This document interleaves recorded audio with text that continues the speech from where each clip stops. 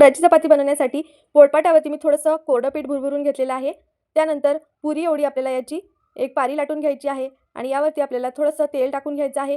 तेल सगळ्या बाजूने या पारीला पूर्णपणे लावून घ्यायचं आहे। आता यावरती तेल लावल्यानंतर थोडंसं कोरडं पीठ भुरभुरायचं आहे आणि पारीला आपल्याला फोल्ड करून घ्यायचं आहे। त्यानंतर आता परत वरच्या बाजूने आपण थोडंसं तेल लावून घेणार आहे। अगदी 2-3 थेंब वरच्या साईडने सुद्धा मी तेल लावून घेतलेलं आहे आणि परत थोडंसं कोरडं पीठ भुरभुरून घेतलेलं आहे। व्हिडिओमध्ये सांगितल्याप्रमाणे जर आपण पुडाची चपाती बनवली तर अगदी छान मस्त सॉफ्ट आणि मऊ लुसलुशीत अशी ही चपाती बनून तयार होते।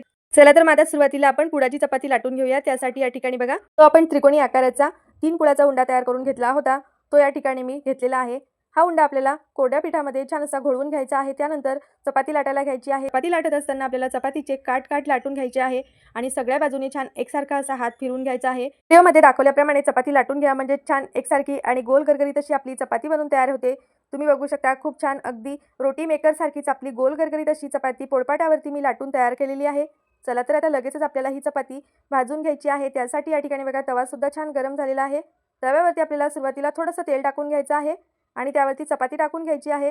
आता चपाती हलकीशी फुगायला लागली की आपल्याला पलटून घ्यायची आहे आणि दुसऱ्या बाजूने सुद्धा छान अशी भाजून घ्यायची आहे। थोडं थोडं करत यावरती आपल्याला तेल टाकून घ्यायचं आहे आणि सगळ्या बाजूनी चपाती भाजून घ्यायची आहे। चपातीचे काठ सुद्धा आपल्याला व्यवस्थित भाजायचे आहेत। तर बघा मी अगदी थोडं थोडं करत असं तेल टाकून घेत आहे आणि चपाती छान भाजून घेत आहे। चपाती छान अशी फुगलेली सुद्धा आहे। तुम्ही चपातीला रंग बघू शकता किती छान आलेला आहे आणि मी चपातीच्या अगदी काठ भाजून घेतलेले आहेत। चला आता ही चपाती आपण काढून घेऊया।